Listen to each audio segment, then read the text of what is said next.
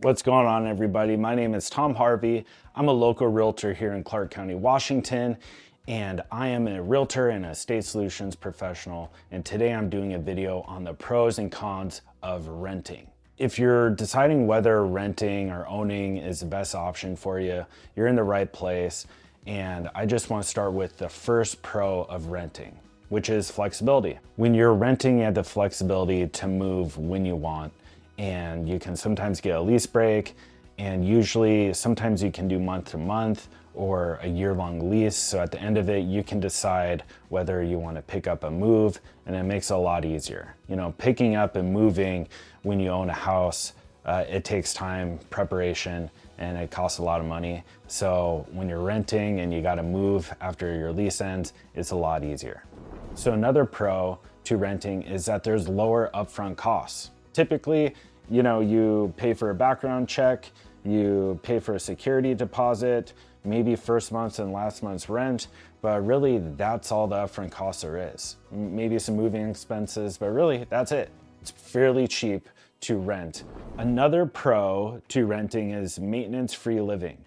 So if you have plumbing issues, leaky faucet, if your heating element's not working or anything like that, it's up to your landlord, and it's your landlord's responsibility to fix that, and they have to come out of pocket for it. So that's another pro to renting. So another pro to renting, you have amenities.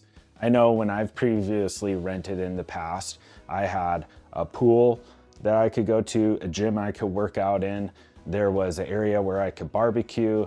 They had a kind of a community center that you could rent out if you wanted to throw a birthday party or have a wedding there. So that's another pro to renting, is that you have these great amenities around you. So another pro is that there's no market risk.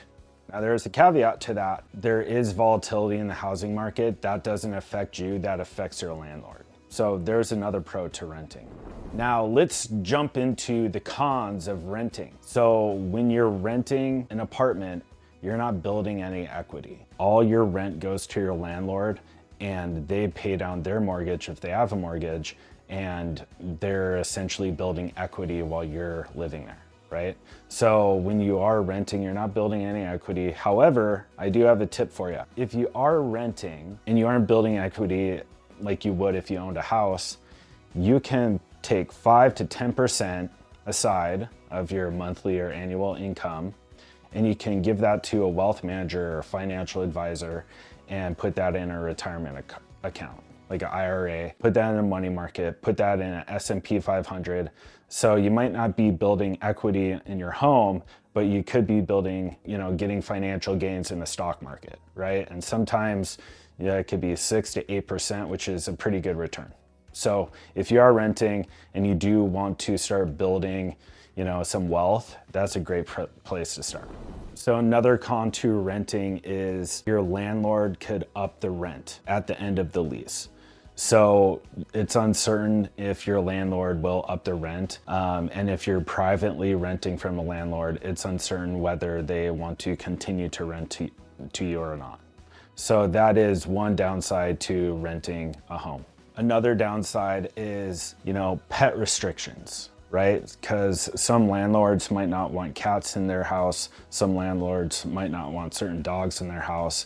They might have a restriction on how big the dog is. So that could really limit your options on where you can rent if you do want to bring your animals with you. Another con to renting is you're dependent on your landlord, and not all landlords are dependable.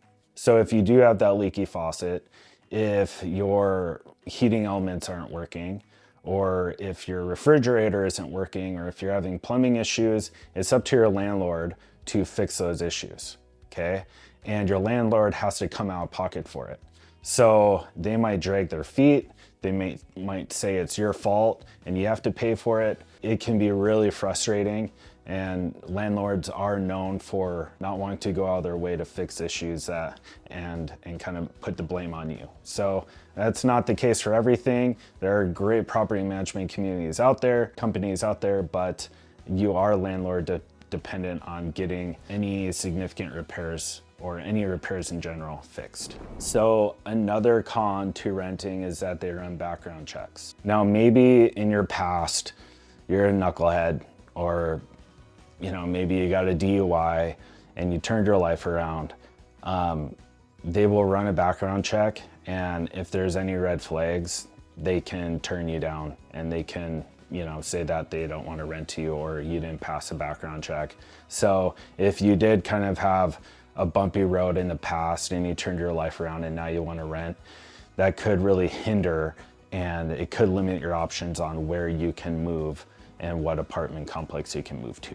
So that's really kind of the pros and cons of renting. I know that a lot of realtors say, why rent when you can buy? And if you're renting, you're throwing all your money away. I kind of had that mindset before I started this video, but I learned a lot, and it's not as black and white as I thought. And if you are renting, I just want to say again, make sure that you are building wealth, and make sure that you are setting aside money to put into the stock market, or to put into gold, or to put into silver, or something that appreciates in value over time. Because all that money that you generate and that you build could eventually set you up in the future, and could essentially set you up to buy a house maybe in the future too. So thank you so much for tuning in. If you have any questions, please reach out to me. I do free consultations, and I also set up free roadmaps for people who are interested in purchasing a home or figuring out whether renting or buying is right for them. So thank you for tuning in. I appreciate you.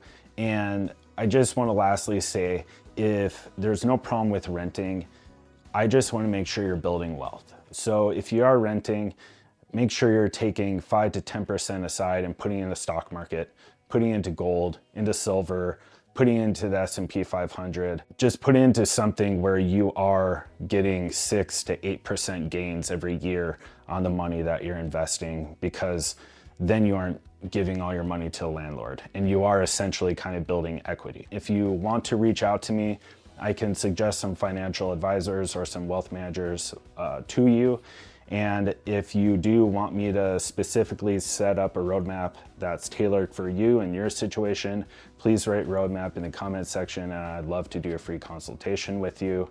Please like, subscribe, leave a comment, have a beautiful day, and yeah, tune in next time. Take care, guys.